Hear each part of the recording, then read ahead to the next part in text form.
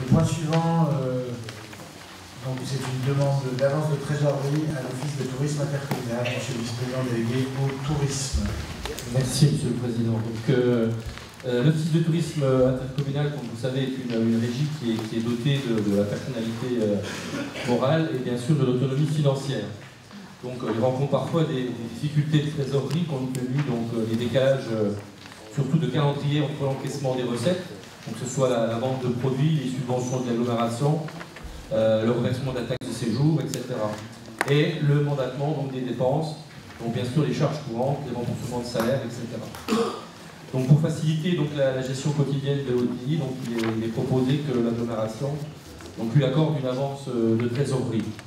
Alors c'est vrai que l'OTI est donc considéré comme un EPIC, donc établissement public industriel et commercial.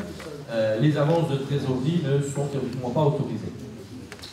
Toutefois, donc, le versement d'une avance correspondant au produit attendu au titre du reversement de la taxe de séjour de la commune d'Aglo à l'Office de tourisme intercommunal, lui, est autorisé. Donc il vous est demandé ce soir de bien vouloir faire une avance de trésorerie donc à l'Office à hauteur de 200 000 €. Sachant que la commune d'Aglo a inscrit au budget qui a été voté le 26 mars 2019 une subvention d'équilibre de 490 000 €. Je ne sais pas s'il y a des questions. Est-ce qu'il y a des demandes de prise de parole sur ce sujet? Il n'y en a pas. On peut donc passer le vote. Qui est contre? Qui s'abstient? C'est adopté à l'unanimité. Merci beaucoup. Le point suivant concerne les tarifs de la taxe de séjour. Monsieur le vice-président. Oui, donc pour rappel, chaque année on est appelé maintenant à voter ces taux de taxe de séjour pour l'année suivante. Pour rappel un petit peu, tous les hébergements, les natures d'hébergement sont assujettis à la taxe de séjour au réel. Donc je reprends un petit peu en liste. Donc il y a les palaces, malheureusement on n'en a pas, mais on est obligé quand même de l'inscrire. Les hôtels de tourisme, les résidences de tourisme, les meublés de tourisme, les villages de vacances, les chambres d'hôtes, les emplacements dans les aires de camping-car et les parcs de stationnement touristique, et les terrains de camping, terrains de caravanage, ainsi que tout autre terrain d'hébergement de plein air. Donc la taxe de séjour, elle est perçue toute l'année civile, donc soit du 1er janvier au 31 décembre.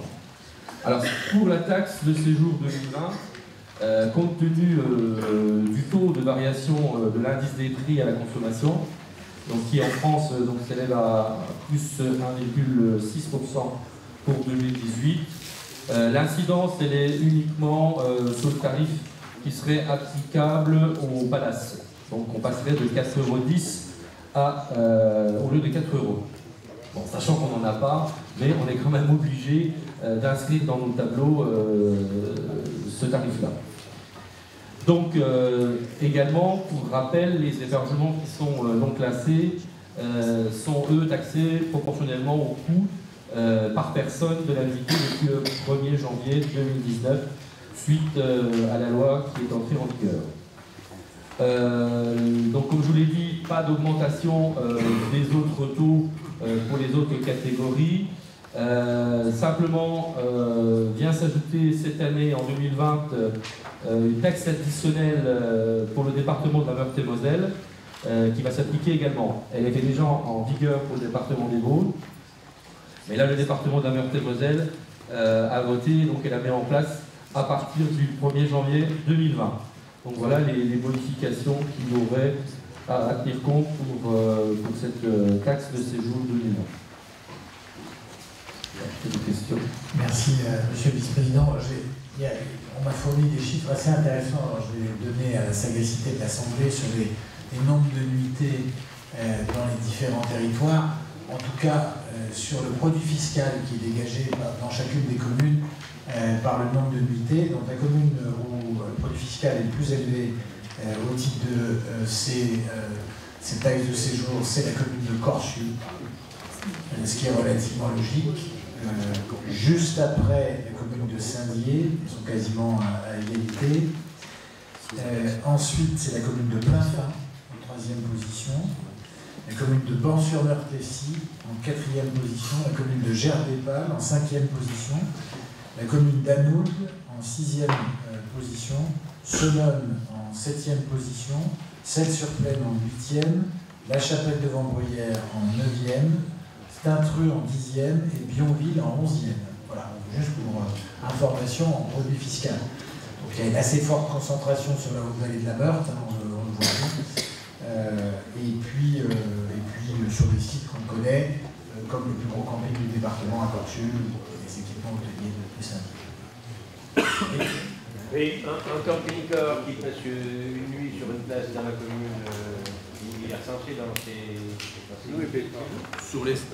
Sur les aires de camping-car, je dirais agréées, quoi. Que ce soit sur Saint-Dié ou sur Plainpart, dans le prix qui est demandé aux camping-caristes, il y a une partie taxe de séjour.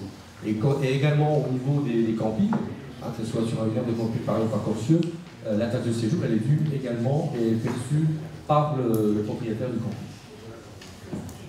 Tout dépend du statut du terrain. C'est sûr, si un camping-car il s'arrête sur la place du village, il ne va pas forcément payer la taxe de séjour. Oui, mais si on a un camping-car, il y a une vidange Là, il faut faire payer déjà le camping-car par rapport au service qui lui est rendu.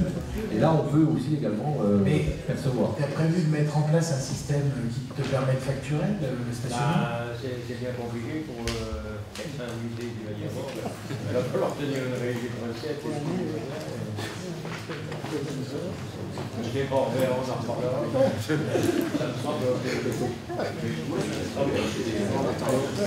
Bien, écoutez, s'il n'y a pas d'autres questions, on peut donc passer au vote sur les tarifs de la taxe de séjour. Qui est contre? Qui s'abstient? C'est donc adopté à l'unanimité. Merci beaucoup.